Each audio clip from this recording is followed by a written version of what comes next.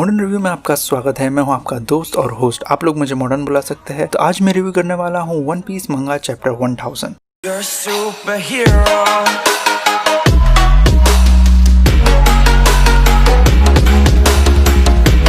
Wow दोस्तों, one piece एक milestone touch कर चुका है और एज अ फैन लूफी की जर्नी को फॉलो करना इतने साल तक तो प्राउड फील कर रहा हूँ कि मैं इस सीरीज का फैन हूँ और इस सीरीज के बारे में अपनी राय दुनिया के सामने रख रहा हूँ। तो दोस्तों, लास्ट चैप्टर में हमें हाफ कलर स्प्रेड देखने मिला था, जो ये चैप्टर के कलर स्प्रेड से कंप्लीट हो गया है, जहाँ हमें लूफी, जिम्बे, नामी और ब्रुक देखने मिलेंगे। और इस चैप्टर का नाम है straw hat Luffy. I think इससे परफेक्ट नाम कोई दूसरा नहीं हो सकता था, जिसकी जर्नी हम चैप्टर 1 से फॉलो कर रहे हैं और अभी चैप्टर 1000 हो चुका है, तो उसके नाम का चैप्टर तो होना ही चाहिए।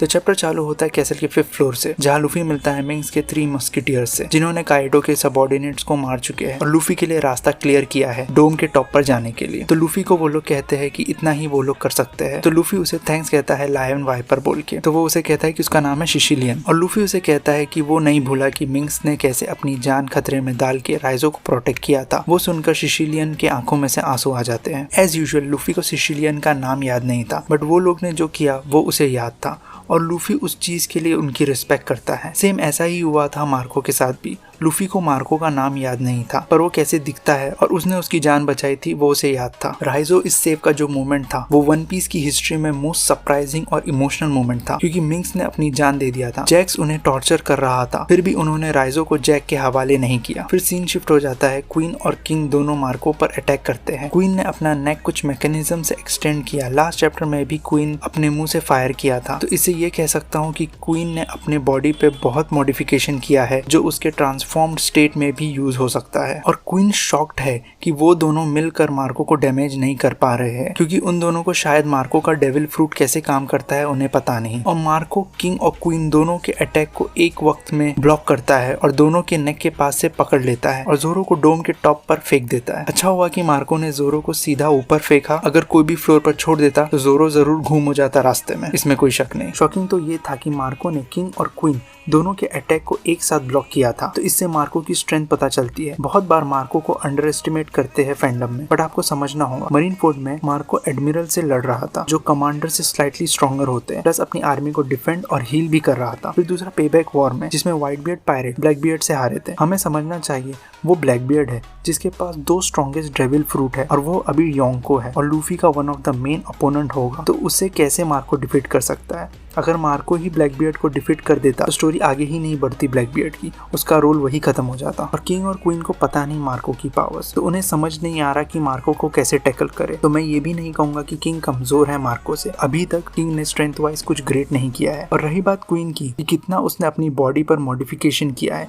क्योंकि जितना हमें अभी तक पता है कि क्वीन विंस्मोक जज को जानता है और ओरोची वेगापंक को जानता है, तो शायद से क्वीन का इन दोनों के साथ कुछ हिस्ट्री होगा। और फिर सीन शिफ्ट हो जाता है यामाटो और मोमोनोसके पर। यहाँ यामाटो मोमोनोस को बताती है कि ये ओडन उसके फादर की जर्नल है और ये अब तेरी है। और यामाटो कुछ इंटरेस्टिंग चीजें बोलती है कि उसे ये जर्नल उसी दिन मिला जब ओडन कासल को जलाया गया था। वहीं कासल के रिवर के किनारे पर उसे ये जर्नल मिली थी और किसी ने उस जर्नल को बचाया है जलने से। तो कौन हो सकता है जिसने वो जर्नल बचाया? ये सोच के किसी न किसी तरह ओडन की जर्नी बचे फ्यूचर के लिए। और मोमोनोसके इमोशनल हो जाता है उसके फादर की जर्नल हाथ में लेकर। और यामाटो मोमोनोस को बताती है कि वो व्हाइट बियर्ड के शिप पर पैदा हुआ था और फिर रॉजर के शिप पर चला गया। और रॉजर और ओडन ने ये प्रोफेसी की थी कि आने वाले 20 साल में new world young strong pirates overrun करें। और यामाटो कहती है कि एस वो यंग पायरेट्स में से पहला पायरेट था। और फिर से सीन पास में चला जाता है एस और यामाटो की मुलाकात पर। मैं बहुत खुश हूँ कि हमें एस के कैरेक्टर के बारे में इतना सब जानने मिल रहा है। तो एस यामाटो को लूफी का ड्रीम के बारे में बता देता है गलती से, और उसे कहता है कि भूल जा जो भी मैंने कहा। और वो और साबो उसे हंसने का अलाउ नहीं करेंगे लूफी के ड्रीम के ऊपर। तो लूफी का ड्रीम सुनकर यामाटो की आंखों में से आंसू आ जाते हैं और वो एस को बताती है कि कोजुकी ओडन की जर्नल में एक आदमी था जिसने भी यही कहा था, उसका भी यही ड्रीम था। तो एस कहता है कि वो इंसान के साथ मैं और लूफी कभी ड्रिंक पियेंगे। तो एस को वो बताती है कि वो इंसान मर चुका है। यहाँ पर एक बात इतनी अच्छी लगी कि एस अपने डैड को रिजेंट करता है, नफरत करता है, उसके नाम से दूर भागता है। पर जब रॉजर का नाम नहीं लिया गया और बस उसकी बातें बोली गई, तो एस को वो इंसान अच्छा लगा। उसे पता ही नहीं कि वो जिसके बारे में बात कर रहा है, ड्रिंक पीने की बात कर रहा है, वो कोई और नहीं, वो गोल्डी रॉजर है, उसका फादर। फिर एस को यामाटो उसका खुद का विवरी कार्ड बना कर देती है और कहती है कि ये पेपर हमें मिलाएगा। और हमें सबको पता है कि विवरी कार्ड कैसे काम करता है। और यामाटो फिर कहता है कि एस के जाने के कुछ दिनों बाद उसका विवरी कार्ड गायब हो गया और उसके बाद उसने न्यूज़पेपर में भी पढ़ा एस की डेथ के बारे में और उसे पता चला कि एस ही रॉजर का बेटा था और उसका भाई लूफी ने भी नाम बना लिया है अपना और लूफी को मोमोनोसुके ने वानो में लाया और तभी लूफी डोर तोड़कर ऊपर पहुंचता है और हमें एपिक डबल स्प्रेड देखने मिला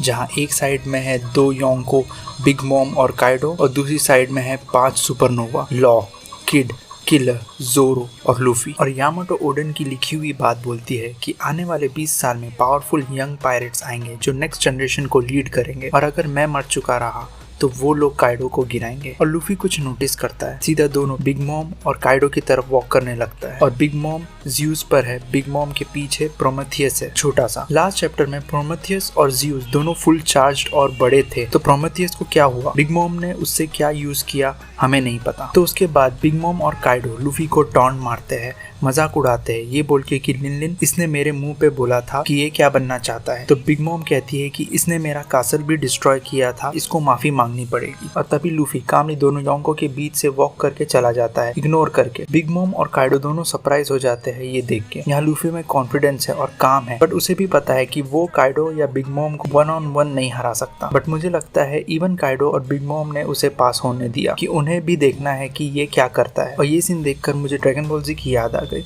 जब सेन सागा में गोकू नापा को इग्नोर करके उसके सामने से जाता है गोहान और क्रिलिन को मिलने। क्या एपिक और बैडेस मोमेंट था, वही हमें यहाँ भी देखने मिला। और मुझे ये बहुत अच्छा लगा कि लूफी जब काइडो के पीछे है तो उसे काइडो पलट कर देखता है, तभी जोरो का शॉट हमें दिखता है कि वो प्रिपेयर्ड है कि कुछ भी काइडो करेगा वो लूफी के बैकअप के लिए तैयार है। तो काइडो लूफी को फिर पूछता है, हे बॉय तुझे क्या बनना है, यही बता तो सब लोग सुने। बट लूफी काइडो की बातों को इग्नोर करके किनोमोन के पास जाता है जहाँ सारे रेड स्कैबर्ड्स अपने ही खून में गिरे हुए हैं, बट अभी तक कोई भी मरा नहीं, सब जिंदा है। तो किनोमोन रोते हुए कहता है कि वो फेल हो गया काइडो को मारने में। तो काइडो लूफी पर अटैक करने के लिए तैयार होता है और कहता है फिर से हे बॉय। जब भी काइडो लूफी को हे बॉय बोल रहा था और मैं रीड कर रहा था क्रेटोस गॉड ऑफ वॉर की आवाज में। Get in the boat, boy. Boy. This way, boy. Slow down, boy. तो लूफी लॉ को कहता है सभी रेड स्कैबर्ड्स को कोई सेफ जगह पर टेलीपोर्ट कर दे और लॉ कर देता है। और काइडो अटैक करता है बट लूफी डॉज करता है और लूफी गियर 3rd में शिफ्ट हो जाता है और याद करता है वानो के लोगों का पेन, तकलीफ और उनकी सफरिंग को। और काइडो लूफी को देखता है बट उसके अटैक को ब्लॉक करने की भी कोशिश नहीं करता और डायरेक्ट हिट लेता है लूफी की न्यू टेक्निक से जिसका नाम है Gomu Gomu no Red Roc. वैसे हिट लेने के बाद तभी काइडो उठ जाता है, उसे ज्यादा कुछ हुआ नहीं बट अभी वो गुस्से में है और बिग मॉम शॉक्ड है। और तभी लूफी अपनी स्ट्रॉ हेड पहनता है और कहता है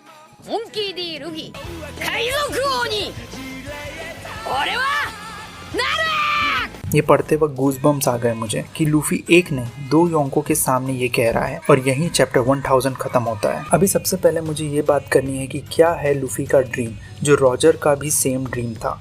तो सबसे पहले मेरा दिमाग में आया कि ऑफ कोर्स पायरेट किंग बनना है, बट पायरेट किंग का जो टाइटल है उसका वजूद ही बाद में आया जब रॉजर लाफटेल से आया था तभी। तो ये रॉजर का ड्रीम नहीं था कि पायरेट किंग बनना है, तो लूफी का भी ये ड्रीम नहीं हो सकता। दूसरा लूफी का ड्रीम है जो वो हमेशा कहता है फ्रीडम, जो रॉजर का भी ड्रीम था।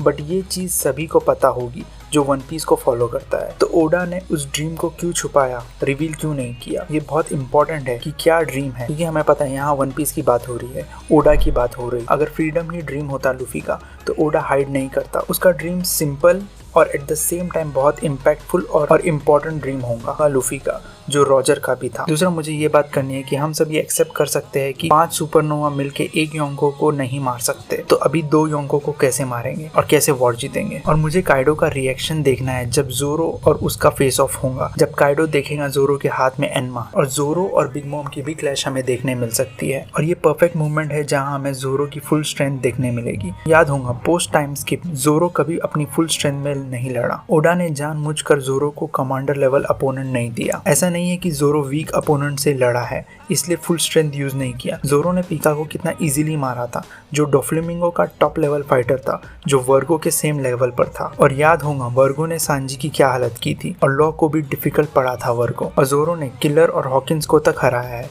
वो भी बिना अपनी फुल स्ट्रेंथ यूज किए। और जोरो ने ड्रेसरोसा आर्क में फुजिटोरो को पुश किया था। पोस्ट टाइम स्किप 2010 में चालू हुआ था। आज 10 साल हो चुके हैं, बट जोरो को हमने सीरियस फाइट में नहीं देखा, तो ये एपिक होने वाला है। तीसरा, फैंडम में एक थियरी चल रही है कि अगर सुपरनोवा हार गए बिग मॉम और काइडो से, तो जोरो क्वेश्चन करेगा लूफी को उसका होल केक आइलैंड जाना सांजी को लेने। Because main reason Big Mom का वानो में होना यही है कि लूफी होल केक आइलैंड गया था और वहाँ उसने तबाही किया, और उसका बदला लेने के लिए बिग मॉम ने लूफी का पीछा किया। बट मुझे नहीं लगता ऐसा जोरो लूफी को क्वेश्चन करेगा, क्योंकि ये जोरो का कैरेक्टर नहीं है। वो अपनी हार का इल्जाम दूसरों पर नहीं डालता, और जोरो को पता है सांजी कितना इंपॉर्टेंट है उनके क्रू के लिए। हाँ, वो दोनों झगड़ते रहते हैं, बट दोनों एक दूसरे की जगह भी समझते हैं फैमिली के जैसे। लूफी होल केक आइलैंड जाकर सांजी को लेकर आता है, और यही वानो में सांजी ने मोमोनोसुके को बचाया किंग, क्वीन और जैक के नाक के नीचे से, जो बहुत बड़ी बात है। मैं जोरो का फैन हूँ, बट इसका ये मतलब नहीं कि किसी और कैरेक्टर को हेट करूँ। हर एक स्ट्रॉ हेड क्रू इंपॉर्टेंट है लूफी का पायरेट किंग बनने के लिए।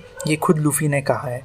हर कैरेक्टर का अपना अपना रोल है जो वो लोग प्ले करते हैं। जब सांजी नहीं था तब लूफी ने खाना बनाया था, तो हमें पता है लूफी ने क्या हालत किया था खाने और किचन की। तो मुझे नहीं लगता जोरो लूफी का डिसीजन को क्वेश्चन करेगा। ये चैप्टर बहुत अच्छा था, बिल्कुल भी डिसअपॉइंट नहीं किया। हमें एज के बारे में और पता चला, और बहुत अच्छा डबल स्प्रेड भी मिला। और नेक्स्ट चैप्टर में योंको और सुपरनोवा की फाइट होने वाली है, जिसके लिए मैं हाइप हूँ। नेक्स्ट चैप्टर रिलीज होने वाला है जनवरी 17 को, तो नेक्स्ट वीक ब्रेक है। अगर आपको ये रिव्यू अच्छा लगा तो इस वीडियो को लाइक और शेयर करें, और कमेंट में बताएं आपकी राय।